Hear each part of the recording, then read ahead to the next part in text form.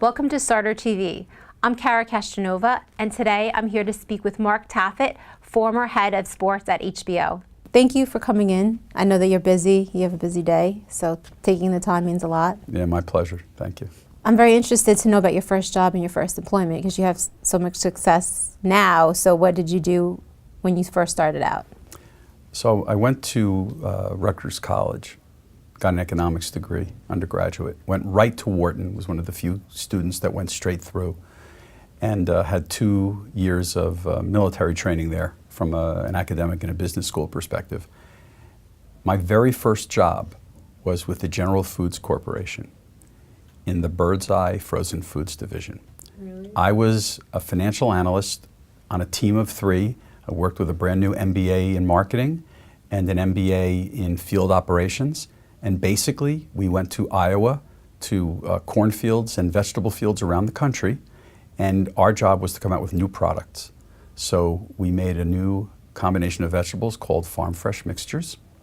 Huge success. It was the first resealable bag ever in vegetables so that you could buy it and have portion control and use it again a few nights later.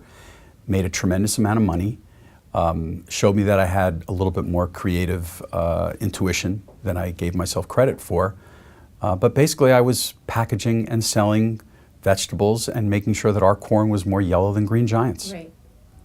So do they still have that packaged? It's a very successful brand. It still works today. They did extensions off of it. Right. But the idea was conceived back then. And what we used to do was put the products together, introduce them, and run them in the marketplace for the first 6 months, and then turn them over to the established brand groups that ran the company. And then we would move on to another project. So it was about as stimulating as peas and carrots can get. Right. But what happened was after doing it for about 2 years, and spending my Saturday nights in aisle number 7 at the A&P, talking to our target market, women who were buying vegetables, it just didn't work very well for me. It didn't give me enough motivation and stimulation, so I thought it was a great education, a postgraduate education, in fact, and I moved on. Were you thinking about sports at that point, or you had no idea that you were going to get into sports? I was a fan of big sports my whole life. I lived it, breathed it, worked it my whole life. The way I got to HBO from General Foods was every quarter at General Foods, every young financial analyst had to do a presentation to a group of about 80 people, 80 professionals, including all the assistant controllers and controllers around the company. One day, I got a phone call from a gentleman named Andy Kaplan, and he was the assistant controller at HBO, and he said, "You need to come over to this company and you need to get on board in any way you can. There's only a few million subscribers, but it's growing like crazy, and we need talented, young, hungry MBAs here, and you'll grow. Just get over here fast." And I said, "How did you know me?" He says, "I was the assistant controller at General Foods. I observed your presentations, even though we never met." Cool. And I realized, one of my first career lessons, just how important even those presentations were, because you never know where that networking is going to go. But it got me the phone call from the gentleman that offered me a job that changed my life and my family's life forever. Well, we went over the fact that you studied economics at Rutgers University, business at the Wharton School of Business, which is a really great school, right, for business. It's a military school too? No, but I mean, for me it was like military training, because everybody there had 5 years experience. All the students were there to network with one another. And here I am walking in with experience in dad's luncheonette. Right. You must have been smart, high school, like, with all the grades and to get in there. All the students at Wharton accepted me to do their homework and do all their case studies. But come time for cocktail hour, where you met all the CEOs, they wanted nothing to do with me. I offered nothing from a networking perspective except how to, get your eggs, bacon, and potatoes best ready in the morning. So they weren't interested in me.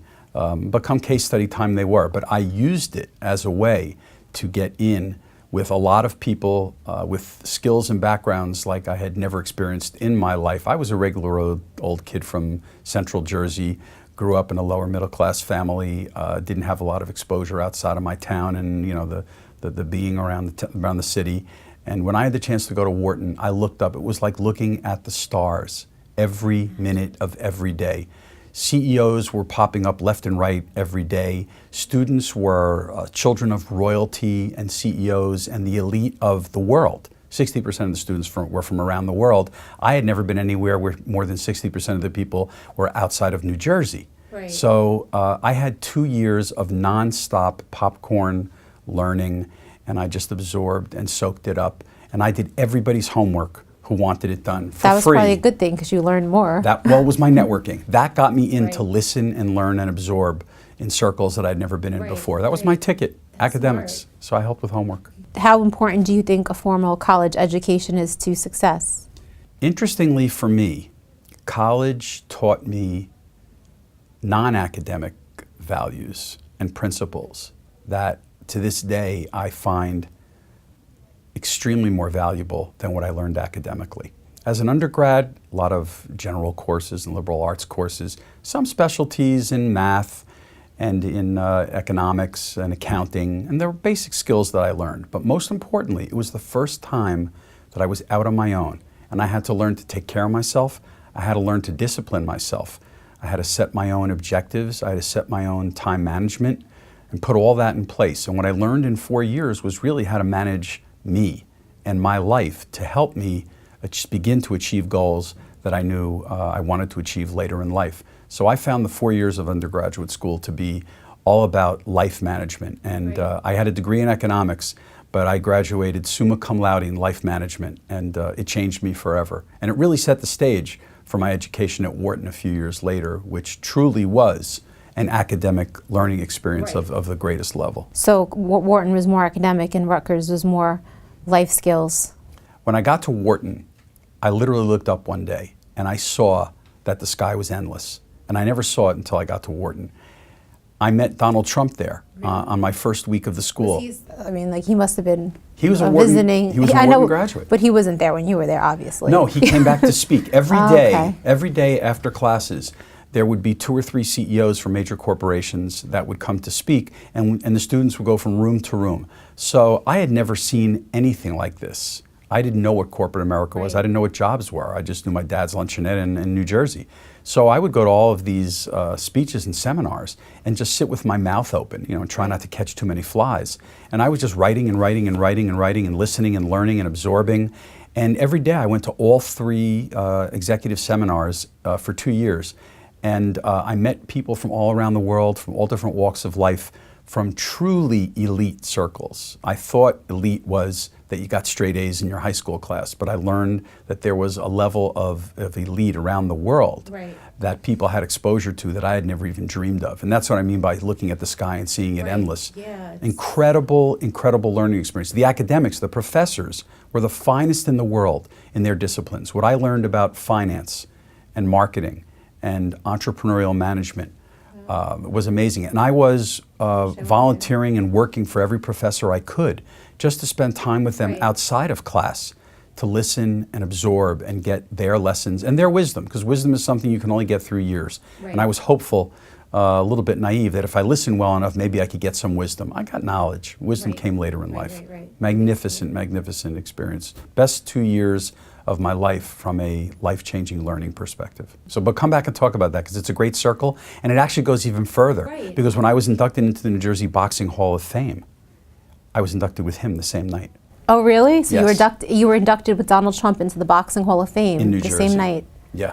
So, again, our lives touched the first day we were at Wharton. Right. Our lives touched in the very first fight I ever did at HBO pay-per-view. On April 19th, 1991, HBO pay-per-view, then called TVKO, launched with Evander Holyfield versus George Foreman, live from Atlantic City, Trump Plaza. So we worked with Donald and with Bob Arum and Dan Duva, the promoters, and staged our first big event there. And that was, in effect, the night that pay-per-view was born. Donald was a big part of that. He staged many fights that we presented over the years that followed. He attended many fights even after he was no longer spending as much time in Atlantic City. And then in 2015, when I was inducted to the New Jersey Boxing Hall of Fame, Donald was inducted the same night. And What year was that? 2015, just a few years Oh, ago. wow. Yeah, and I commented that night when I stood up and made my speech, I said, You know, I started with Donald at Wharton. I met Donald and did our first fight. Now here we are again. Don't you think it's about time he stopped riding my coattails? Right. But the funny. truth is, he's had an amazing career, and I've been very fortunate to be there for part of it and to have interactions with him in business and really be across the negotiating table a few times. It was fascinating. Now, he is a great listener. He listens. People see him as liking to talk and think that his ego requires that he speak all the time. But he is an incredible listener. He learns a lot from people. He learns from everyone around him. And he asks questions, very incisive ones, of everyone that's around him.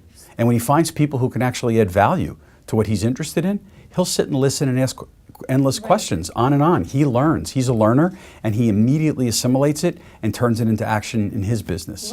He's a great student. So, like, touching on that, do you think that the way he acts on camera is more of a, is more of an act, or is that really not how he is? Why does he portray himself to be a certain way? Donald understands branding. He's an expert at branding, and it starts with the brand Donald Trump, and then the brand of the Trump corporations, and the businesses that he ran for so many years.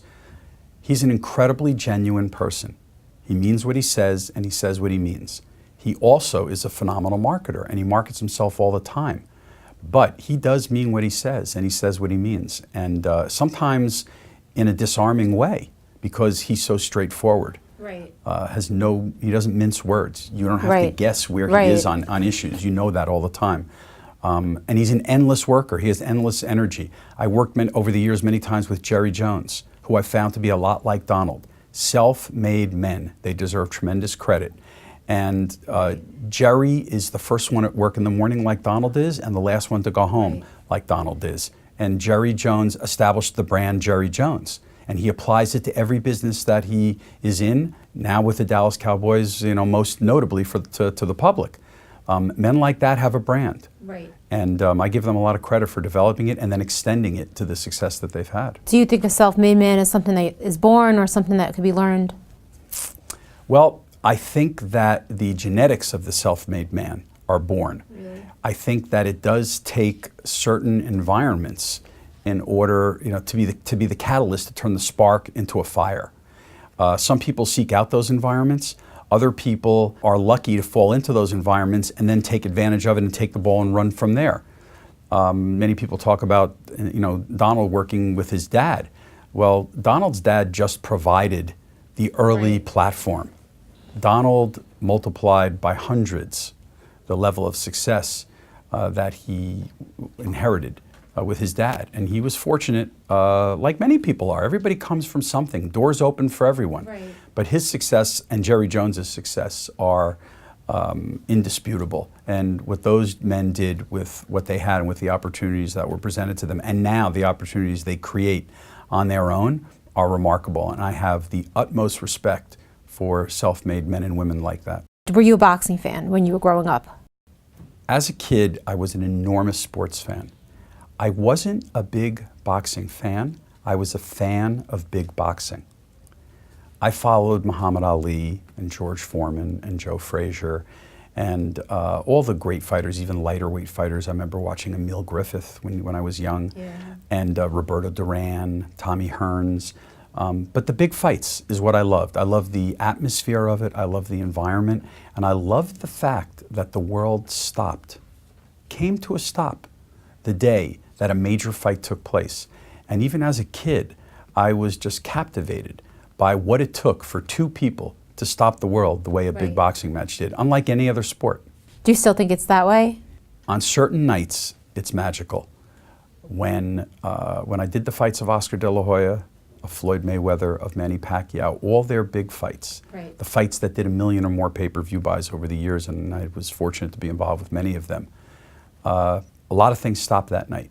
When we were doing 2 million pay-per-view buys, there were 6 to 8 people per home, and thousands of closed-circuit venues filled with 500 people or more around the country.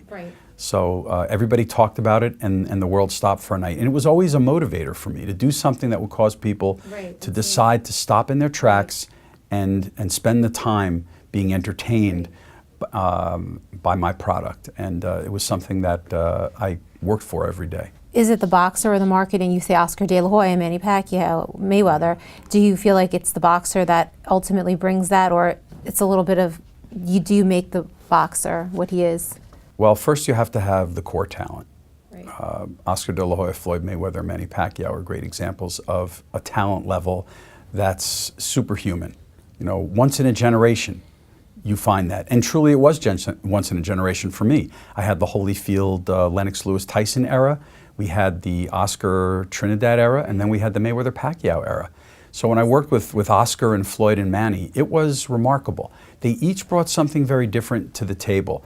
But one thing they each had in addition to their God-given ability, they had endless energy, and they were willing to give it to the media and to the fans. And I always tell young athletes, you can be the best athlete in the world, but if in addition to that, you want to command the world's attention, and if you want to be a true worldwide star, then you have to look at the hours that people like De La Hoya, Mayweather, and Pacquiao gave to the media and the fans. They never said no. They worked as hard outside the ring as they did inside the ring. When I saw a young athlete with that kind of talent, I wrapped my arms around him or her and never let go, because those were the people that I knew had the energy and the capabilities to become the stars that I wanted to work with. And I was able to apply all of my marketing and promotional skills to athletes who had the willingness to do that. That combination is what made pay-per-view work like it did when it was successful. And it created hundreds of millions of dollars on, on more than one night. Well, in all honesty, do you think if you found a guy who was half of the talent and half of the work effort, the marketing experience that you have in HBO, do you think you could possibly bring that person to a high level? The athlete has to have a certain it factor that connects with the public. Arturo Gatti was not the most talented fighter in the history of boxing, but he connected with people and brought out the passion of fans like very few fighters. Gatti Ward was perhaps the most magnificent trilogy in the history of the sport. It surely was not the highest level of boxing quality in the history of the sport. You could argue that fighters like Barrera and Morales and Marquez brought a lot more to the table in the doubles and trilogies that they all fought with one another. But no one will ever forget Arturo Gatti and Mickey Ward. They had that it factor. People knew that they were giving everything plus of their hearts, of their minds, of their bodies. And when you show that passion to the public, they connect with you. So a fighter like Arturo Gatti was a wonderful fighter to work with. We helped make him a big HBO star and a pay-per-view star for a few fights. I started working with Arturo later in his career on pay-per-view. So I didn't have the same opportunity like I did with Manny and Oscar and Floyd to work with them for 10 years or more and really take them to the apex. But the time I had with Gatti and other fighters like Gatti who had tremendous heart. Miguel Cotto is an outstanding fighter, but Miguel is a little bit shorter than a Mayweather and Pacquiao on the skill level. He's a superstar level, but not the megastar, never forget level. Miguel Cotto connected with fans like very few fighters ever did. That's why he has sold more tickets at Madison Square Garden than any other boxer in history. When a fighter like Miguel Cotto, with that super level of skill and that fan connection, walked through the door, I knew we had someone to work with. So you recognized that early on? Early on. I met Miguel Cotto before he had his first professional fight. A very talented young Puerto Rican fighter named Ivan Calderon, who fought, I believe, at 108 pounds, brought his best friend and brother, he called him, hermano, into my office and said, meet Miguel Cotto. Right after he came out of the Olympics. And I met Miguel, and Ivan said, Miguel is special, work with Miguel. And to this day, Miguel is a wonderful friend of mine, and I love working with him in his fights. Miguel connects with people, and people connect with Miguel, and it took him to heights that very few fighters were able to reach. You spearheaded the HBO closed circuit television network. Tell us about this, and how did the idea come about? When I was looking at the boxing marketplace in the late 80s, early 90s, at that time, the biggest fights were on closed circuit television. In order to see the big fights, the mega fights, you had to drive to a stadium, an arena. You had to sit in that building with a very big but very poor quality video board, a projector screen. The sound quality was horrible, and people were throwing food and beverages all over one another. I looked at that environment and said, we can beat that with pay-per-view. We can put it into people's homes. However, pay-per-view was only in about 15 million homes when I first started. Now it's in well over 100 million. So I knew that we couldn't leave the rest of the boxing fans out of the equation until the cable and satellite distributors put the capital, the equipment into people's homes to have it grow to the level it is today. So we stayed with the HBO, with the closed circuit business, except we took it to restaurants and bars, not just the arenas and stadiums. So suddenly we had the ability to go to 10,000 locations and bring in 500 or more people per location for a big fight. And not only did we deliver big fights there on pay-per-view, but we started to deliver HBO fights there because I recognized that there are people, patrons in those restaurants and bars and hotels 365 days a year. So they're phenomenal nonstop marketing platforms. Right. So by providing programming, and just as importantly, by providing point of purchase displays, whether it be tent cards or posters, you were reaching people 365 days a year, even though perhaps just 10 days a year you were on television. Right. So we developed the closed circuit business to help expand the marketing and the reach of boxing so that when our pay-per-view fights came on, they would reach the level of success that they did, and also let people experience HBO boxing. Right. Because even HBO in its heyday was in approximately 30 million homes, and that wasn't near the 100 million homes that had television. Right. So we wanted HBO to be exposed to the other 70 million in hopes that those people would go home and say, I want to sign up for HBO and watch boxing. Okay, what goes into a negotiation, like the ones you made, putting together super fights like Mayweather-Pacquiao? Who were the major parties and players, and what were the most difficult parts of negotiating fights like this? So I had a fascinating position at HBO pay-per-view, and I analyzed it, and I recognized that unlike my counterparts at HBO who program fights for the monthly subscription service, whose job it was to buy fights from a promoter, my job was to first sit across the table from a promoter and negotiate a deal to be a part of their fight, either buy the fight from them or work with them as a distributor. But then the minute we closed the deal, my job was to move to the other side of the table and sit next to them and be their partner to maximize revenues. It was a very unique and incredibly rewarding opportunity. So I learned early on that as part of the negotiation to get the fight, I had to make sure the promoter knew what a great partner I was going to be sitting next to them once we made a deal. And that in fact, the deal that we did for the amount of money or the percentage of distribution fee that we would receive at HBO pay-per-view paled in comparison to the aggregate revenues that were going to be generated worldwide that night. And that once the promoters understood my vision and what I could bring to the table and how I could work to marshal the resources not only of HBO but of the cable, satellite, and telco industries, that they were going to grow by multiples of whatever we made at HBO in terms of the revenues and profits they generated. So I taught them, I worked hard with them to get them to understand and agree that while they had to negotiate with me up front, the real reason they wanted to work with me was to be their partner on the other side of the table. And once they realized that through many, many episodes of working together, and they saw my character and my integrity and the trust that they could have in me, deals were very easy to do. In fact, sometimes deals took minutes, while promotions took months. And I knew that I had achieved my goal when I could make a deal in an hour or two, and then spend the next 3 months on the same side of the table with a promoter, learning everything they did and working out in the streets with them in their world and with the athletes to maximize revenues. That was the beauty of the experience that I had working at HBO pay-per-view. Could you tell me about your personal style of negotiations? You sort of hit on it, but what would you say your personal style is for negotiating?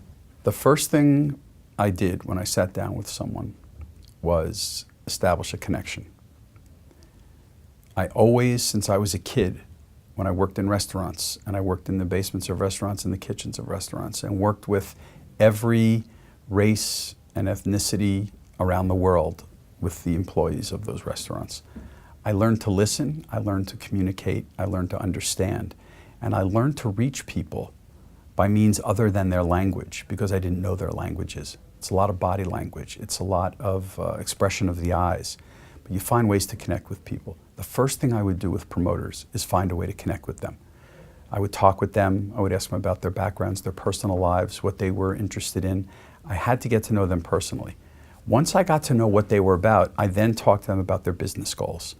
When I knew about someone personally, and I knew what their business goals were, then I could take my background and my wealth of experience and bring it to their world in a way that they would understand it and accept it. And I found that when I did things that way, more often than not, much more often than not, we made a deal and we couldn't wait to be partners because we got to know one another and we shared principles and values. It was like breaking bread, Right. but in a verbal and emotional way. And it worked, and it created connections for me that lasted decades in business. There's no promoter I worked with who 30 years later I still didn't have a relationship with. There's no fighter I worked with who 10, 20, 30 years later I still didn't have a very positive relationship with, because it was all built on character, integrity, and most importantly, understanding people and being able to mold and craft what I could do for them in ways that they would accept and understand. And it really came from working in those restaurants as a kid with people from all over the world. Right. If you could pick the three major principles of negotiations. Yes. Well, the first thing, and I learned this in my early days at HBO in 1984 from a man who was CEO of the company at the time, is do not sit down at a negotiating table unless you are fully prepared to get up and walk away. You will never have a successful negotiation unless you are truly prepared to walk away. The second principle is know what you have to have versus what you would like to have. Know what those true lines are of demarcation, the go, no-go decisions. You have to know what will fit into your business, your financial plan, your strategic plan, in order to sit down and have a successful negotiation. And then third, listen. Listen well. Because you've got to listen to what someone says. That's the key to the doors that open, that allow you to then enter and find your needs and meet them, so that you don't have to walk away from the table. But if you diligently apply those, I found that you could most often successfully conclude a negotiation. What makes a fight a super fight? Is it decided, with marketing, okay, we're going to make this a super fight, or is it already understood that this has the elements of being a super fight? Is it a marketing thing, more or less, or is it really a matchup that constitutes being a super fight? As a great fan of sports growing up, and then having the opportunity to lead a business venture in sports, I learned that there were two very different definitions of super fights.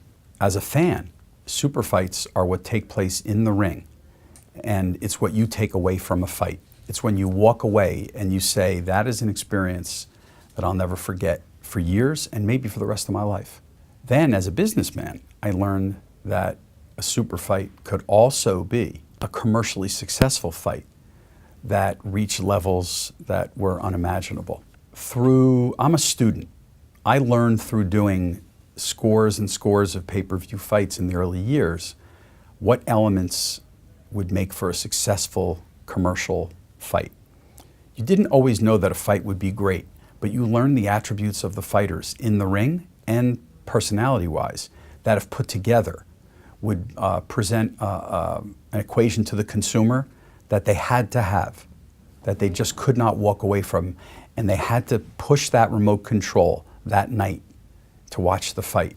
But it took me scores of fights, not 2 or 3 or 5 fights, to learn that. Our very first fight, Holyfield-Foreman, April 1991, 1.4 million buys at $35.95 per buy, $53 million in one night. Truly, the night pay-per-view was born. Our very next fight, we had a magnificent fight between James Toney and Michael Nunn. Two great fighters, one of the best fights you could make in the sport. I remember sitting around a table with Seth Abraham talking about whether the fight would do 20% or 25 or 30% of what we just did with Holyfield-Foreman. Maybe it'll do 2, 3, 400,000 buys. 19,000 buys, 1 month after 1.4 million buys. That was the beginning of my education, that there were hits and misses in pay-per-view. And I learned as a student to identify the factors of what it would take to make it a hit. And then I was fortunate to also have many fights that in the ring delivered, but there were also many that didn't. And the trick was to learn how to convince the consumer next time out that it was not just worth their time, but again, worth their money. Right. Because you didn't necessarily know it would be a great fight in the ring. But it was a great equation to learn the balance of and to put together over the years. And as I said, we were successful more often than not. Almost every fight we did was successful for the fighters and successful for HBO, and it was something I was very proud of. How important is the matchmaking when it comes to making a super fight? Interestingly, I can't say that matchmaking is the most important element of a super fight. People get together in a Super Bowl-like environment, 6, 8, 10 people per home, pay $50, $60, $70 to watch television, spend hundreds of dollars on food and beverages, not because of the matchmaking, but because of the experience they think they're going to have watching those two athletes in the ring. Rivalries are made by more than matchmaking. For example, the upcoming fight between Canelo Alvarez and Julio Cesar Chavez Jr. It's a can't-miss fight on pay-per-view. The history and the tradition that those fighters bring in with Mexico and the Mexican people and the folklore that comes with it make that a super fight. But I don't know if in the ring, matchmakers would say it's going to be a super fight. Right. But on the HBO monthly subscription service, that's where matchmaking is at a premium. Because people who buy the HBO service monthly to watch boxing, buy it to see the highest quality of boxing. And they're not watching with 6, 8, 10 people. They're very often watching with 1 or 2 people at home with their family. Right. There you need matchmaking with the promoter and with people at the networks who understand matchmaking. Right. And when you do that right, you deliver month in, month out a great product to an HBO subscriber. But on pay-per-view and the super fights, it was usually a bigger connection and bigger elements of the equation, more psychic benefits that had to be involved in order for people to truly perceive it as worth their money, not just their time, and worth getting together 6, 8, 10 people at a time.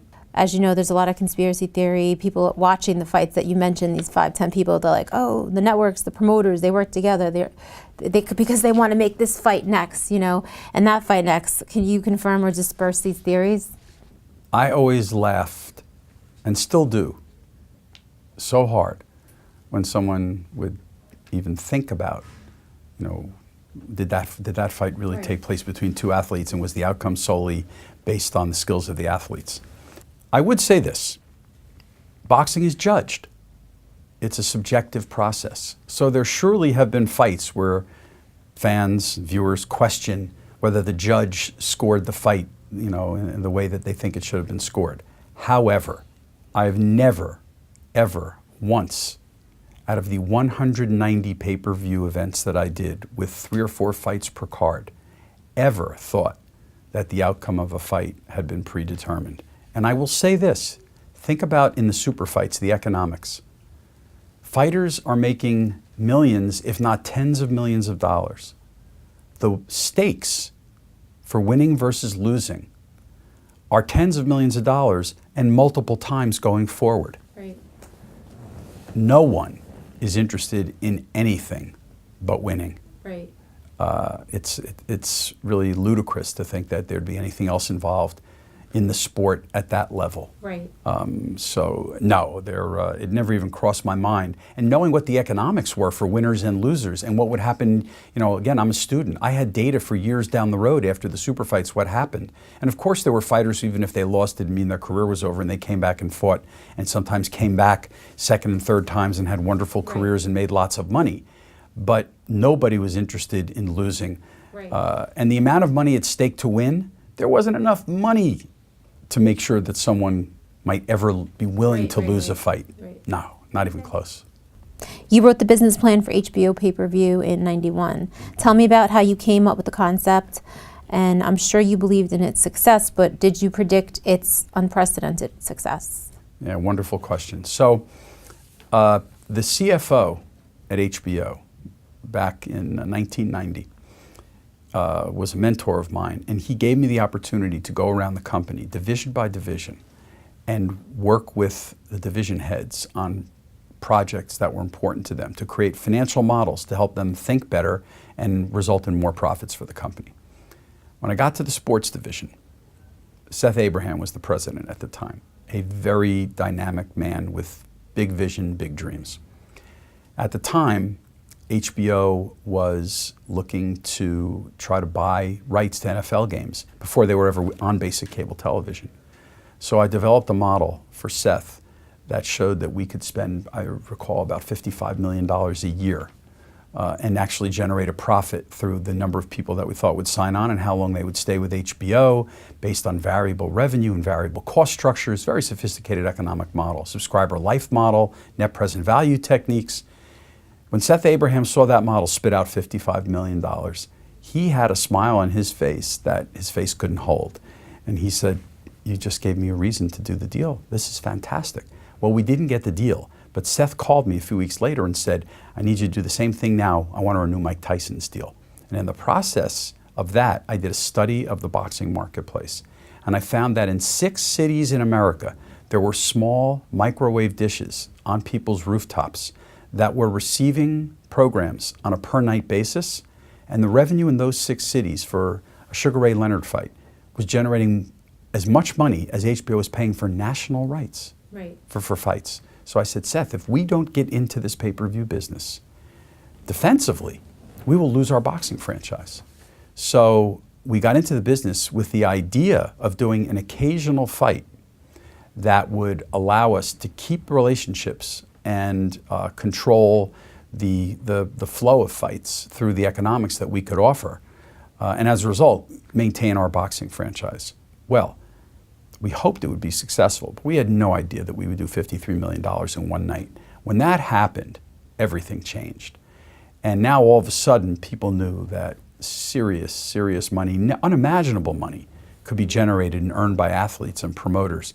So we had to fend off the requests for our services and for the dates that we had on HBO pay-per-view at that point. And it developed over the years into the model of clearly having the biggest and super fights a few times a year go to pay-per-view, while the next level of great fights would be the staple for the monthly HBO subscription. And it worked well. There were years where we calibrated incorrectly and inappropriately. We had too many fights on pay-per-view. I was the first to admit it. We needed more fights on HBO, so we would just recalibrate and change the formula back to 2 or 3 fights a year on pay-per-view. But one thing was for certain, pay-per-view was here to stay because of its economic ability. And it was a blessing that a company like HBO had not only the network and the resources for the monthly subscription service to present the best boxing there was, but that we also had the HBO pay-per-view engine that could keep the biggest fighters in the world with us so that we could have fights on both HBO and HBO pay-per-view. And it created a tremendous, unprecedented level of success for the 25-year period while I was there. Right. Could the success strategies of the most successful boxers be compared to that of the most successful business executives? Wow. That is a great, complex question. When I worked with Oscar De La Hoya, Floyd Mayweather, and Manny Pacquiao, and I use them because they're the most recent athletes that I worked with of great stature, I viewed them as businesses. I didn't view them as fighters, and I didn't view their fights as one-offs, one night. I actually developed relationships with them where we had hoped that we would work for 10 years together, and we did in all 3 cases, and that we were on a trajectory of growth and expansion of their brand. So I was just as interested in what they did outside the ring, what appearances they made, what publicity, what marketing strategies we had, where we took them in between their fights to maintain their profile and expand their audiences. Develop a core, in Oscar's case, the Latino audience. In Floyd's case, the African American audience. In Manny's case, not just Filipino, but international fans. And we then took technology growth for each of those fighters, combined it with their core fans, and expanded to the superstar status that they received. It was no different, the way I did it, than anybody that was running a successful business venture. The CEO of a company would do the same thing that I was doing with that product. And I think that was why I had such wonderful relationships with the promoters I worked with, because they knew that I had a bigger vision and a bigger plan all the time. And yes, we had to maximize the revenue for a particular fight, but even when we worked on one fight promotion, it was always about how that could carry us for years and years forward. And I used to think 2-3 years ahead, even in the matchups we would make with the promoters. Right. And it made for a very, very successful and rewarding career for me, and a very economically rewarding one for the promoters and the fighters. Do you think, what are 3 principles that athletes that are successful and businessmen that are successful share? 3 different personality traits or something about them? Yeah, that's another excellent question. First of all, endless energy. Endless energy. I remember a CEO once told me that what differentiated him from others was not his intelligence level, that at the top everybody was great. It was the fact that he needed 2 hours of sleep a night, no more, so he could outwork everybody. Right. Athletes are the same way. They have to work. Floyd Mayweather works in a gym. He worked for decades. I never saw an athlete apply his craft and develop his craft like Floyd did. Oscar did the same thing compared to other athletes. Floyd was remarkable as well. Manny, the same thing. They had nonstop, endless devotion to being the best. Not good, the best. So that was critical for them. That was their second attribute, not just the energy, but the devotion. They had to be the best. People like to be the best. Right. People strive to be the best, but having to be the best is a different level of commitment. Floyd, Manny, Oscar, they had that. And I think third is that they had something deep down inside in their backgrounds that taught them that when it came time to have to overcome, they could do it. They had an arsenal deep inside to reach to. Right. In the cases of those 3 athletes, it's where they were from. Right. They came from humble beginnings, all very different, but all three from very humble and very difficult beginnings. And they had to claw, scratch, and learn as young kids to pull themselves up by the bootstraps and lift themselves out of where they were to get ahead. And they had to draw upon that throughout their careers many times. Many of them switched promoters. They had to make big decisions as young men if they were going to switch promoters or switch television networks. They had, or switch managers or publicists, and they had to take control of that. If they left it to someone else, it wasn't going to maximize their interest. It was going to maximize someone else's interest.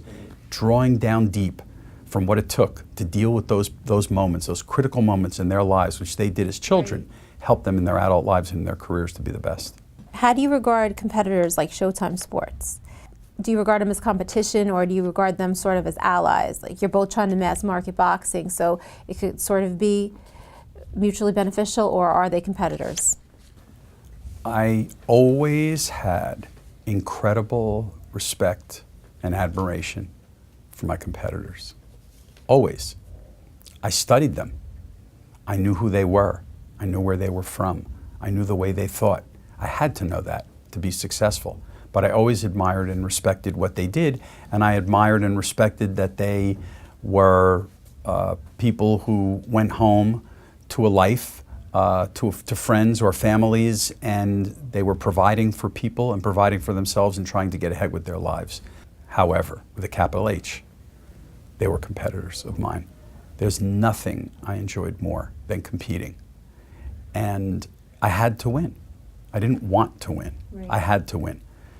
Establishing HBO pay-per-view as the new successful kid on the block back in the early 1990s, and then morphing the business at least a dozen times over the years. Changes in boxers, changes in technology, changes in audience focus, in social media, digital media, marketing capabilities, required, and the desire of competitors to shoot me off the perch every day required that I be ultra competitive and always want to win. And I still hugged and shook hands with and had drinks with and meals with my competitors all the time. And I separated business from pleasure. But as soon as I got to work, couldn't wait to put the gloves on, so to speak, and fight hard, because I had to win.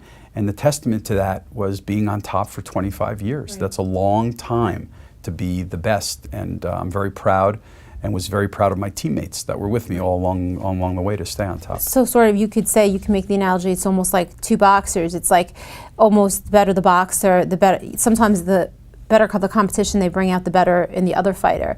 Could you say that the same thing is for, you know, another company that competes, like the better they get, the better you get? Absolutely, absolutely.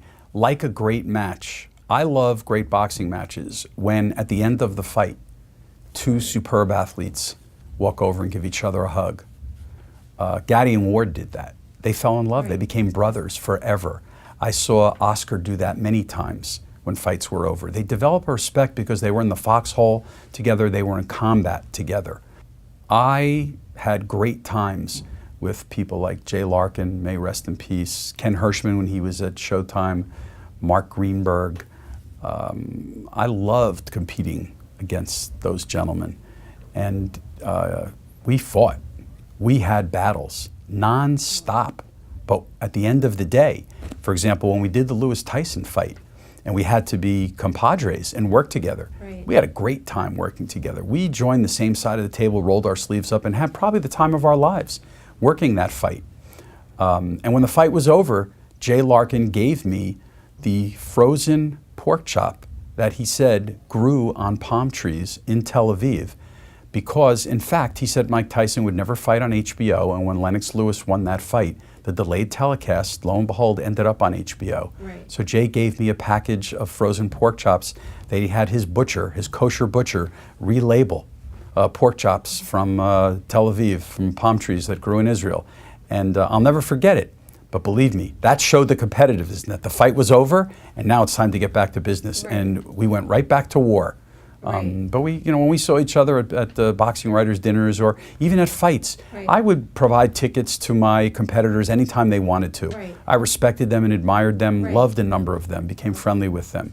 Yeah, there's business and there's pleasure. But competing in business is a great thing. It's a great motivator, and it's very rewarding. And you know what? You win some and you lose some. And you have to have you have to be honest enough with yourself and have your eyes open wide enough and your ears open wide to hear, to know. What you need to win. Right. But it was always a competition for me. Tell us about the awards that you've won. In particular, the Boxing Writers Association of America awarded you its prestigious Sam Taub Award for Excellence in Broadcast Journalism for your groundbreaking and game-changing body of work with the pay-per-view television platform. Did you expect this award, and what did it mean to you? When I got the award, my first reaction was, somebody made a mistake. That's impossible.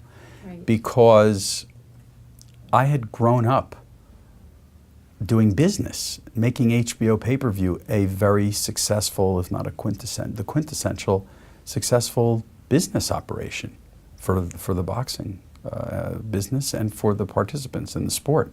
I never thought of myself as journalist. Right. And I actually did not want to accept the award. I stayed up a few nights thinking about how I could accept an award that had gone to so many people before me who had given their careers as true journalists, and that I just wasn't even worthy of consideration as such. And I had conversations with people at the Boxing Writers Association. First, I actually talked to some people I respect in the business, some media members, some business people, and I said, could you help me understand how I could ever rationalize receiving an award like this? And one person in particular opened a door for me of thought. And then I called the Boxing Writers Association, and I learned and believed that it was my body of work in developing the pay-per-view television medium and the success that it brought for boxers, most importantly, athletes who, in most cases, right. didn't have many opportunities and suddenly could make livings they never dreamed of, that body of work was what this award was for. So it was more for broadcast television than for journalism, that's for sure. Ross Greenberg and Rick Bernstein and others at HBO were the true journalists. But I grew to accept the reward. More importantly, I was humbled by it. The recognition by your peers of an award like that over a 25-year career is something that, from a humility perspective, brings you to your knees. And it did for me, and I cried like a baby about it. And I respect that trophy every time I look at it. Actually, the other night, my grandson, who's 6 years old, asked me what it is and why I got it. And when I explained it to him, he said, "Wow, Grandpa, that's so nice. You must have really done something really special." So I learned to love it for what it was, but it was not something easy for me to accept. Mention an athlete, one that stands out in your mind that embodies qualities that are universal for success in all endeavors. I would have to say that over the years working with Oscar and Manny in particular, they embodied so many characteristics that I admired. If you look at Oscar, he was one of the first Latino stars. He really came out of the Olympics at the time where Latinos in America were just hitting that major growth stage. Right. Oscar had a lot on his shoulders as a representative of that community. Yeah, he was a gold medal winner for the United States. He obviously was very talented and a very unique individual in the ring. But Oscar had broad shoulders outside the ring. He understood it. He knew what his heritage was, and he knew that he had to deliver for his people. And he did a magnificent job of that. And I get very angry when people say, "Oh, he just rode the wave of growth of Latinos and Latino media." No, Oscar actually was the engine of growth in the media for Latinos in many respects, and he should get that credit.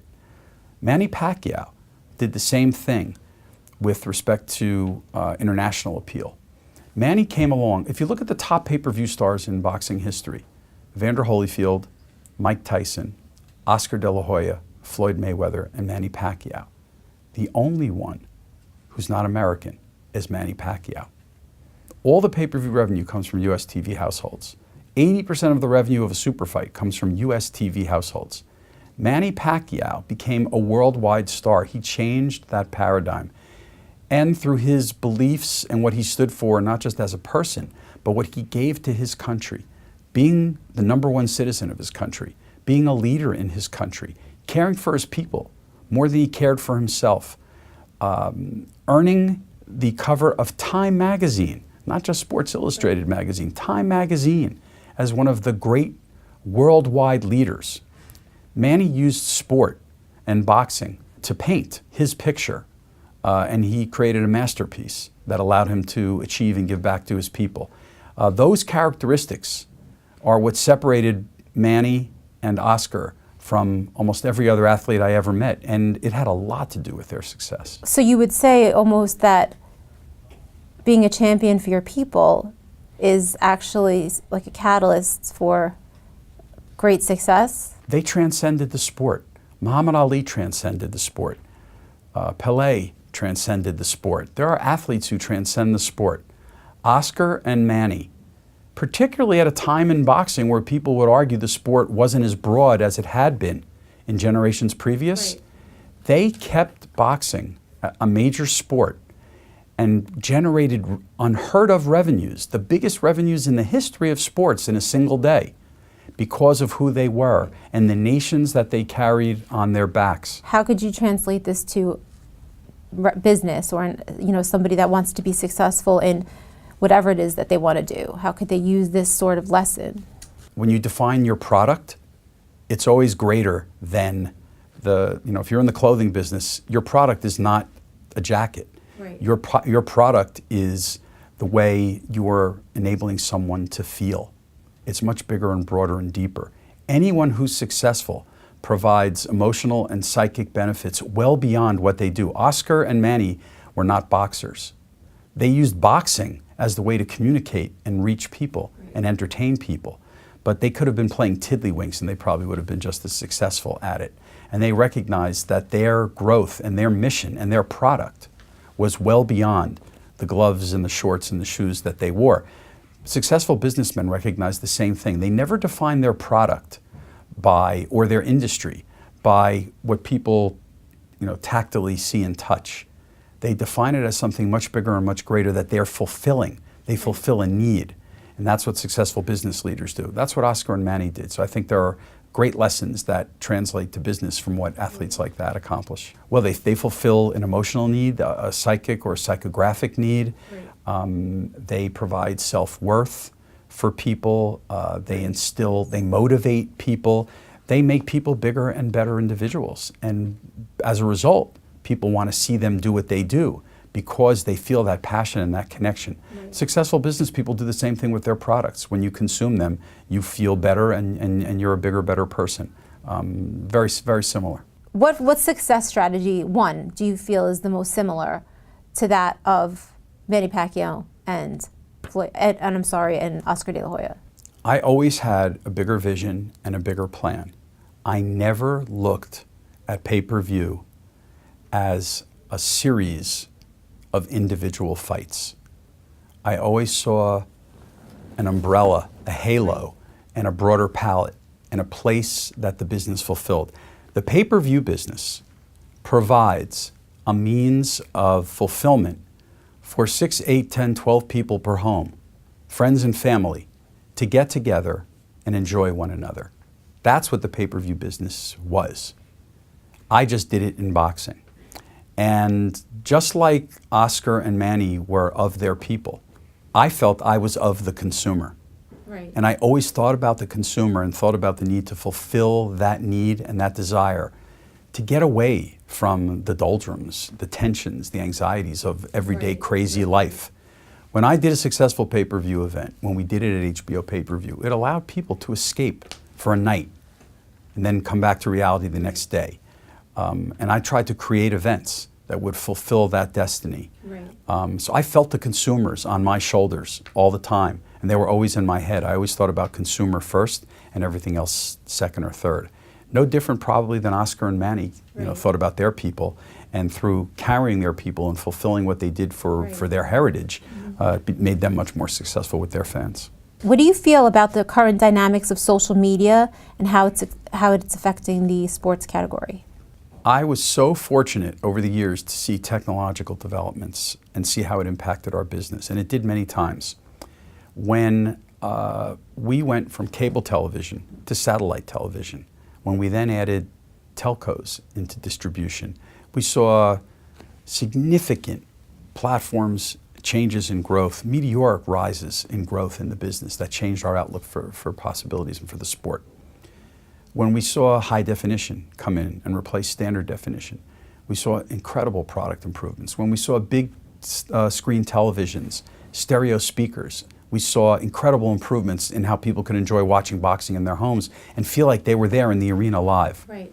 From a marketing perspective, digital media and then social media changed the game forever. It allowed us to reach tens, if not hundreds of millions of people in one fell swoop. We used to have to go out and almost hand to mouth, walk the streets, ride the buses and the trains, fly the planes, and get everywhere to touch people. With social media, we could do it all from one room, one city, anytime we wanted to. And as long as we did it in a way that was passionate and fulfilling, that it wasn't just a conversation, but we created an environment and a dynamic where you could feel the athletes and their hearts and their souls, it in many ways was more effective than standing on a dais at a press conference and traveling. And enabled us to be so much more effective, so much more efficient, and communicate in ways with the creation of programs like 24/7, like 2 Days, like Face Off, things that we did at HBO. And now with Facebook Live and daily streaming, and daily connections with fans through Twitter, through Instagram, fans are always connected now if you put the time and effort into creating the content for them. I think it's created a new opportunity for boxing to develop new fans and to attach even deeper with existing fans. And I hope that the people in the sport continue to take advantage of that so that they can continue to grow the sport. Right. Any comments on how sports media can further leverage the current flow of digital information, especially cutting across different cultures and geographies? Well, I think you're seeing now the beginning of the development of a new type of television. Scheduled television, the way we knew it and the way I grew up with it, is a thing of the past. Today, people consume media on smaller devices, and they no longer watch what others want them to watch when others want them to watch it. Right. They now seek their content and when they want it. The mobile devices are servers and computers and hard drives, and they allow people to access whatever they want whenever they want. it will forever change the way every sport and every television program is consumed. You now have to have product available exactly when consumers want it, in exactly the form that they consume it, or time will pass you by and you'll be an extinct dinosaur. It used to be that it took years for people to become extinct. Now it takes days to become extinct. So social and digital media puts a lot more pressure, but it creates endless opportunities. And it will, in the next 2 years, change the way sports are delivered to consumers. How do you see the future of sports media and any specific domains or perspectives? I think walls will continue to be broken down. I think that distances will be eliminated. The world will become so small that it'll be on your device. And you can access anywhere, anything, anytime you want. And it's only a nanosecond of difference between what happens halfway around the world and what you see and consume and feel from your mobile device and other platforms that are being developed. It's mind-boggling to even think about not only the elimination of distance, but then put virtual reality into effect. Put on those goggles, and you will literally put yourself in an immersive 3D environment where you believe you're right there, feeling it happen. You know, two-dimensional and three-dimensional are gone. You're now literally in the space. When you combine that with the elimination of distance, the entire world will be at your fingertips and in your mind instantaneously. I think it will enable us to begin to tap into the powers of the brain that we know we have, but we've never even imagined before. And it will happen at faster and faster rates at the speed of light. And life will probably change 10 times in the next years in terms of media consumption versus the way it was consumed over the past 10 years. And I just hope that I'm not outmoded and too tired to be a part of it and experience it. Fascinating talking to you. Really, I love listening to what you have to say. And thank you so much for coming in. A lot of the stuff you said was very interesting. I'm sure that people could really learn from it. Thank you. You're welcome. Thank you for coming. I hope you got as much out of that speaker as I did and that you learned something new today. See you next time on Starter TV.